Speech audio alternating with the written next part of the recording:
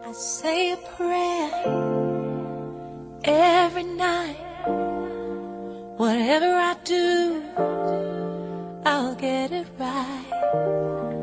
With no regret, no guilt, no shame. This time, no, not this time. Once I surrender, I won't dare look back. 'Cause if I do, I'll get off track. Move ahead in faith and patiently await your answer. What will it be? Sight beyond what I see. You know what's best for me. Prepare my mind, prepare my heart for whatever comes. I'm gonna be ready, strength to pass any test. I feel like I'm so blessed with you in control.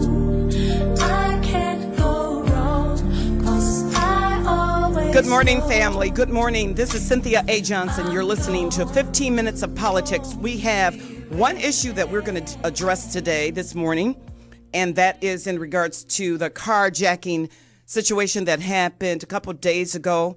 But let me just say this, family. There is no way that I am suggesting beating up people who are alleged to be criminals, beating them up while they are handcuffed. This criminal who was an absconder, hear me, an absconder, a person who was a parolee who had not reported, put a gun in a woman's face and told she and her children, her grandchildren, 2 of them, both minors, one a special needs person, told them to get the F out of the car. Yeah, that's what he said. Get the F out of the car. The 56-year-old victim was out taking some snow off of her vehicle. And he came up to her, and according to her, he puts the gun in my face and says, B, you all know what B stands for, give me your car and your purse. I'm robbing you. She told him she had no money, and her grandsons were in the car. She also states, and this is reported by Fox News, foxdetroit.com. She also states that I'm screaming and yelling, help, help, I'm being robbed, she said. And he's telling me to shut the hell up. And then he pointed the gun at my 2 grandkids. The boys were just 9 and 12 years old, with the older child having special needs. She says, I was afraid he would get shot because kids like that, they don't move really fast. I wanted to hit him with the broom I was sweeping the car with. I was just so upset. But she says 51-year-old Andrew Jackson Jr., a career criminal, wearing a security guard jacket, pointed the gun at the children and told them to get out or he'd shoot. Get your A out of the car. He just kept yelling and screaming, she said. Jackson fled in her car, and GPS, praise God to GPS, tracking led the police's auto theft task force to the suspect. But according to the report, Jackson wasn't ready to give up. Armed and dangerous, he ran and police gave chase for a quarter mile before catching him. The officer's actions, now this is where it gets sticky, and this is what was recorded by a occupant of a home. He was kicking, and we all saw it. He was being kicked. He was hit. The victim believes that the officers were totally justified based on what she and her family had gone through. As a matter of fact, she said, I think they did a good job. Maybe the officers' emotions got the best of them. Now, off of the report. Now, here is Cynthia A. Johnson's take on this. And it has no connections with Gospel 1440, WMKM Reborn whatsoever. These are my thoughts, my opinions, period. First of all, most of us didn't even know the race of the victim. Should it make a difference? It should not make a difference one way, not at all. But I was listening to another radio station down the dial and listening or reading and listening to what people had to say in regards to this controversy. And most of the people who were on Facebook, many of them, I should say, at least the comments that I read, they were saying the police had no right to do this to this citizen. They had no right. Well, he had no right to do what he did. You see, I was a victim on my porch.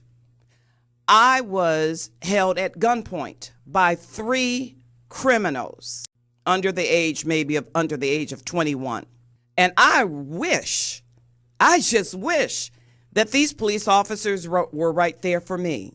I wish that they were able to apprehend these 3 criminals.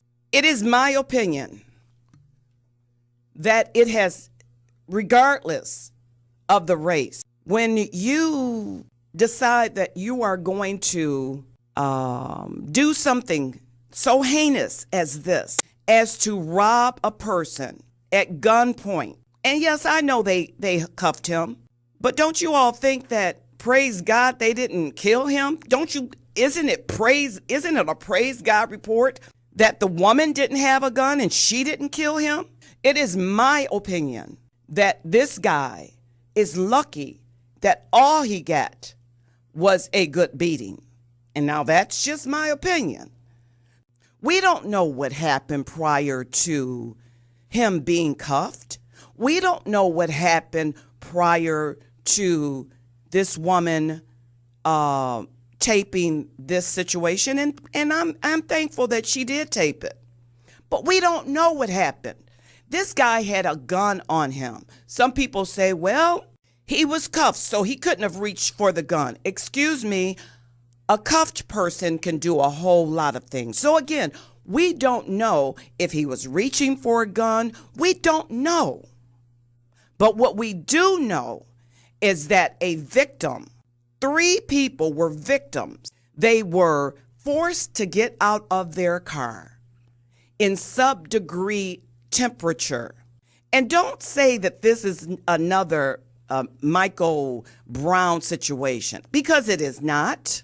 We as a group of people, and I'm talking to Black people right now, it is just so interesting how the people who I was listening to and I was reading their comments, how so many are quick to jump to judgment.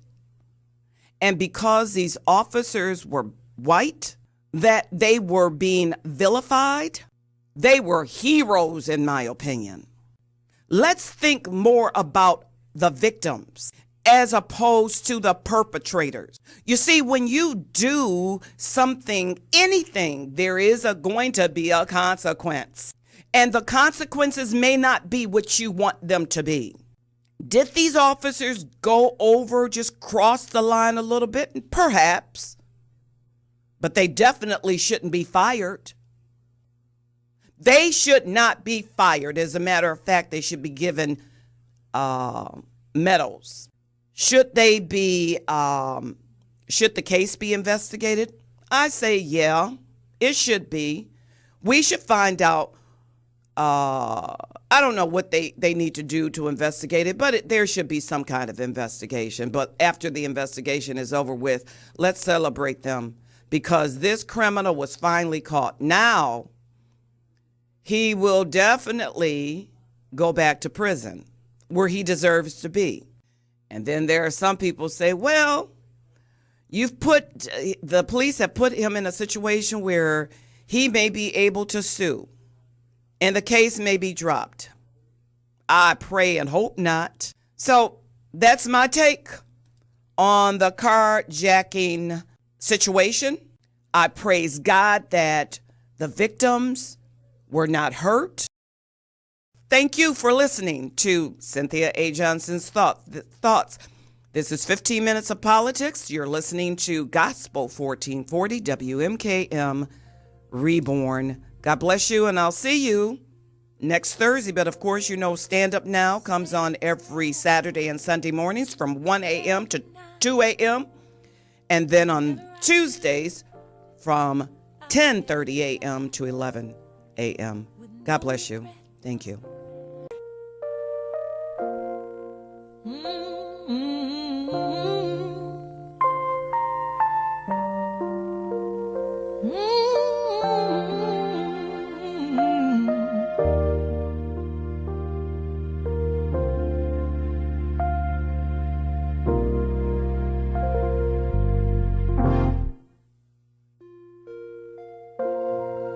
I say a prayer every night.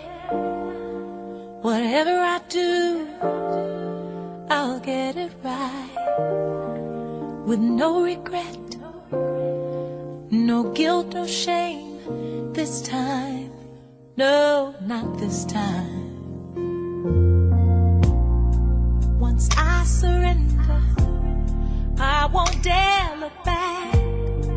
'Cause if I do, I'll get off track. Move ahead in faith and patiently await your answer.